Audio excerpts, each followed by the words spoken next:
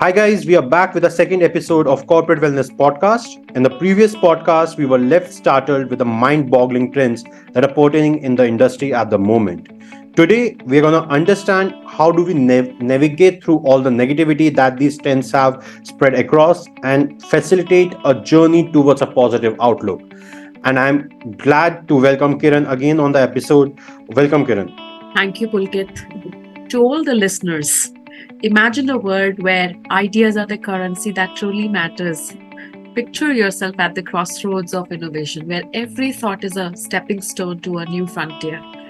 As we gather in this auditory expedition, let the symphony of knowledge awaken your senses and the cadence of discussion echo your mind. This is not just a podcast, it's an odyssey of intellect.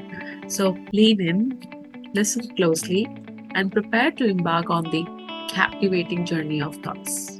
Kiran, you have very well put it across by saying that it's an odyssey of intellect, and that's our objective to enable our listeners with the wisdom we have through your experience, through my experience, and to start with that journey of intellect.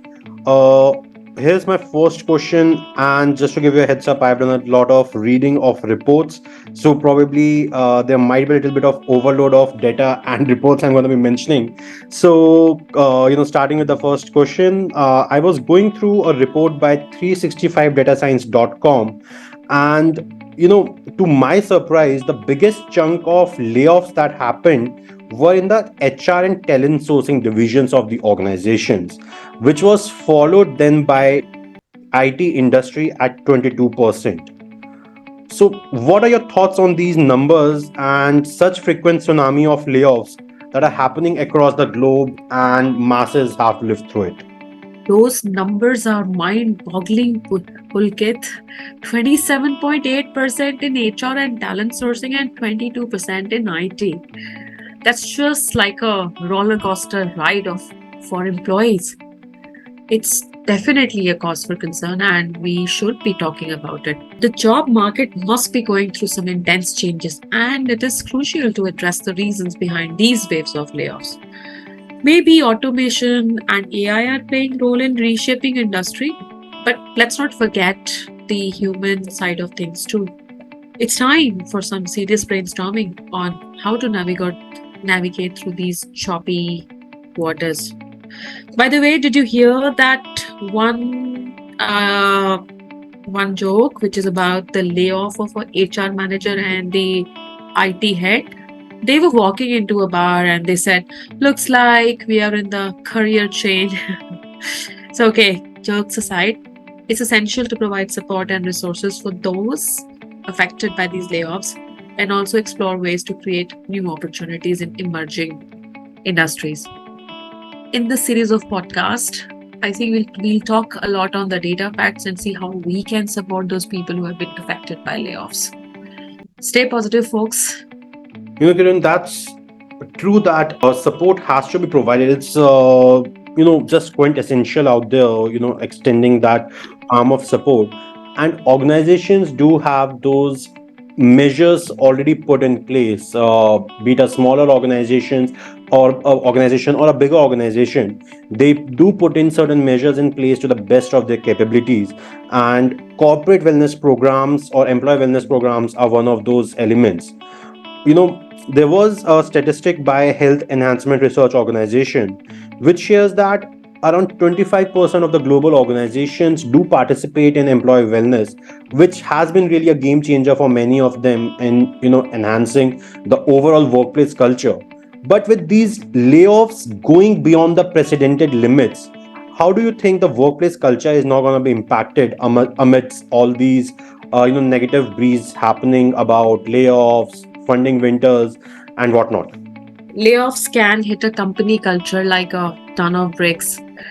When they happen, it's like a shock wave that ripples through the entire organization. The survivors are left wondering if they are next, and the anxiety can be contagious. But let's not forget about those wellness programs, as you also spoke about it. They have a potential to sprinkle some magic dust on work performance, boosting it by a whooping 25%. That's like having your own personal cheerleader at office. A happy and healthy workforce can do wonders for a company culture.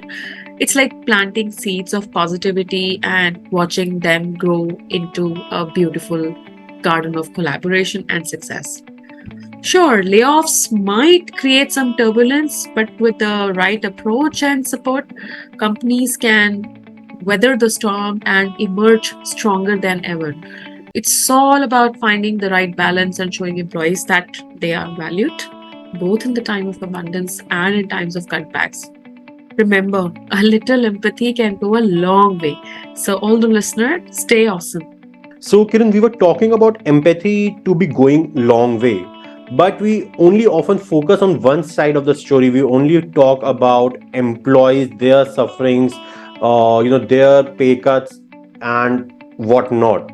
But we seldom find anybody talking about the employers, the founders, the CEOs, the HR managers who actually have to take this tough decision.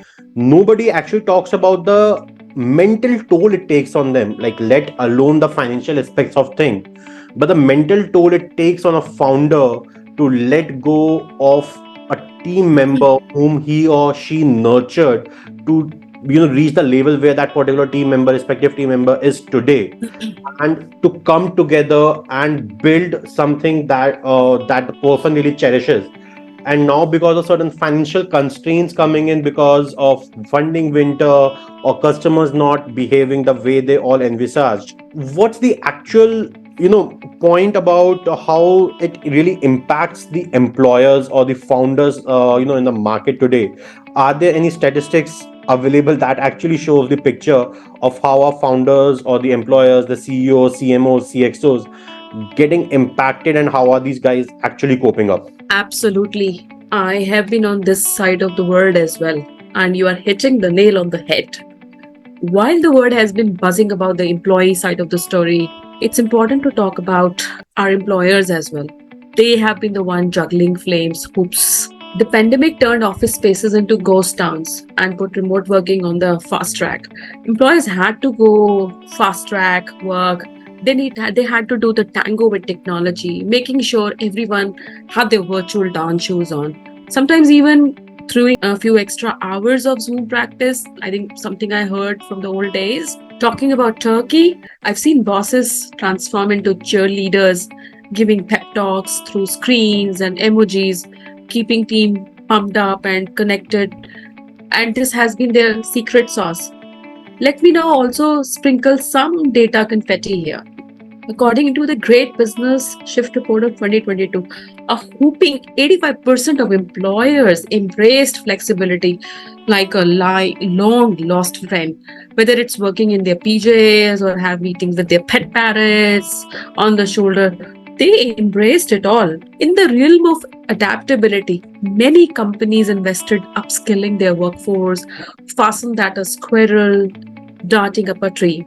The skill Samba was in full swing with courses and workshops turning everyone into learning enthusiasts. Now, as we forge ahead, it's clear that employers who have stuck a chord between flexibility, upskilling, and virtual team bonding, they will have the last laugh. So keep those stories coming.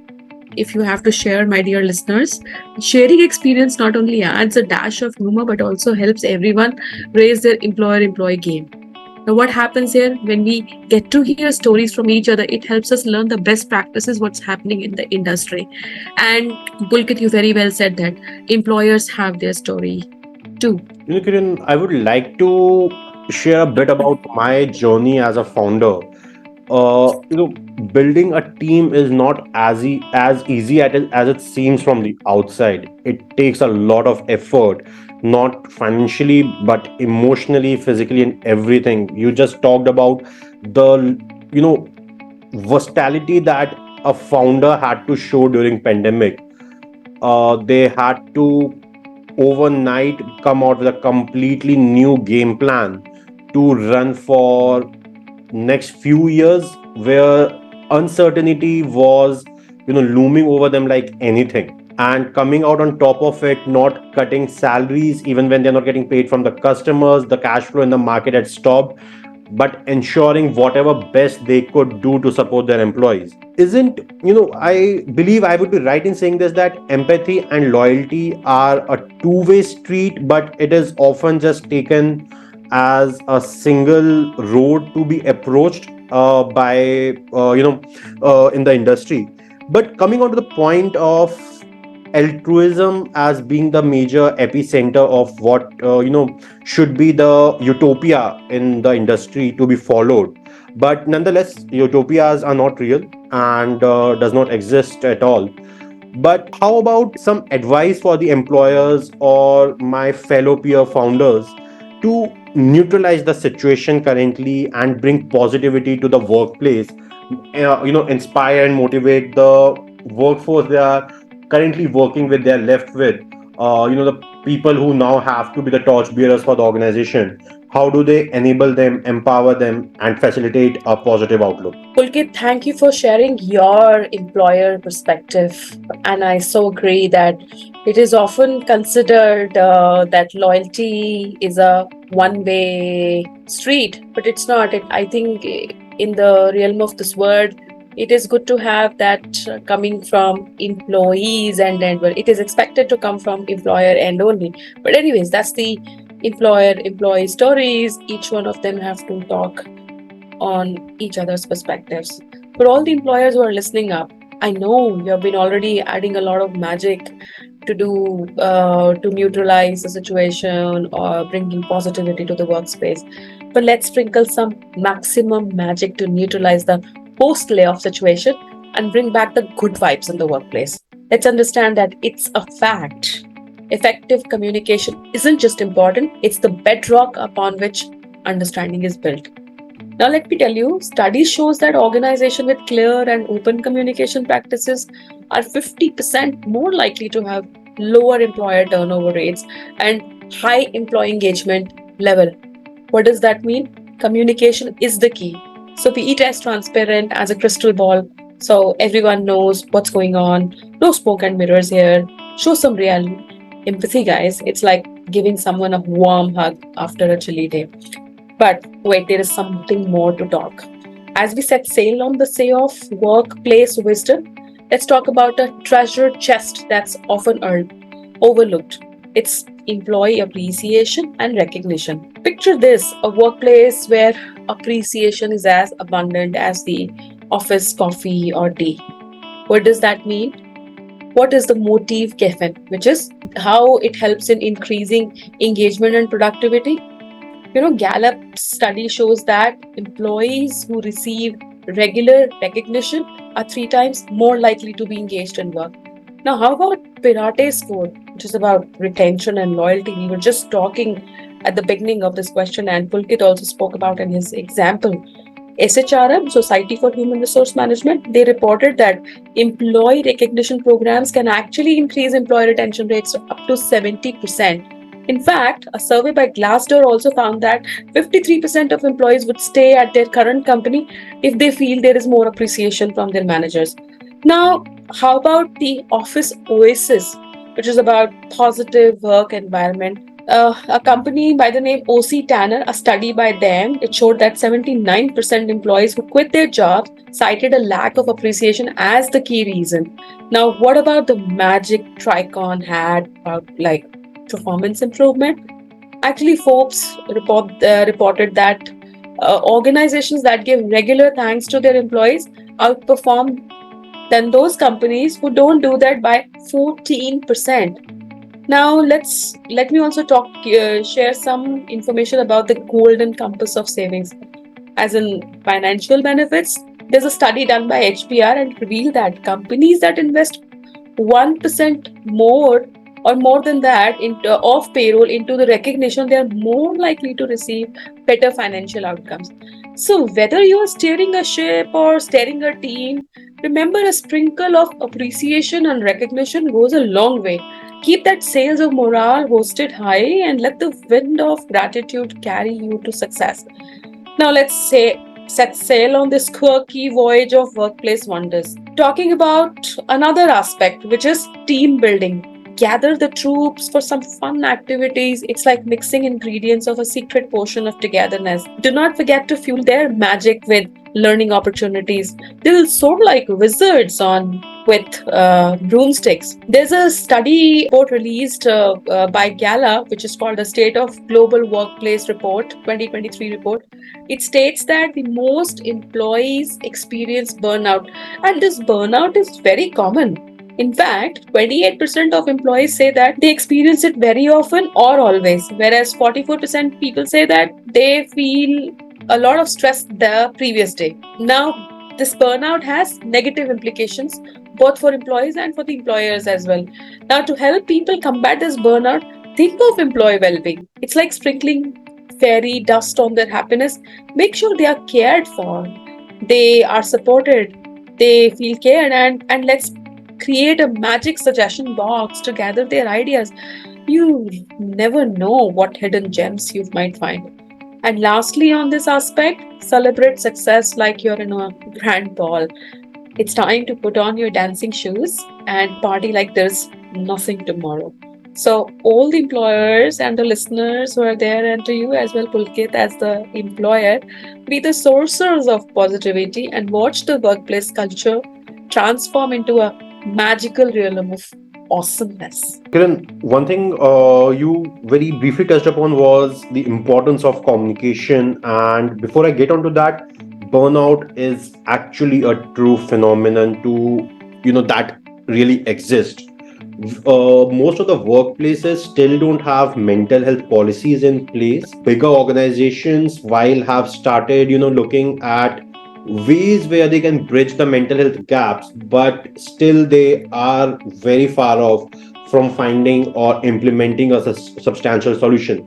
I have a lot of peer founders who are working in this space out there, but the acceptance rate is somewhere or the other still finding its way through. The industry has evolved and matured, but there is a substantial policy need coming in, by the government. If it could be framed around something on those lines, would be really helpful for the employees out there as well as the employers.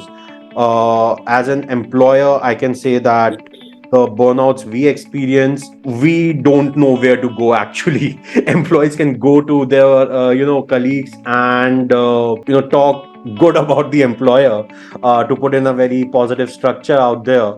But whom does an employer go and talk about their issues, and where do they actually find a shoulder?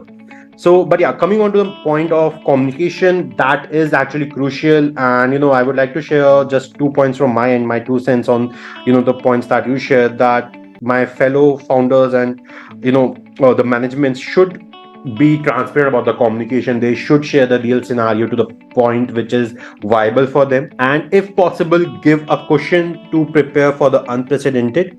And some team members which you have to let go with a very heavy stone on your heart, refer them if you can and help them find a another job out there in the market.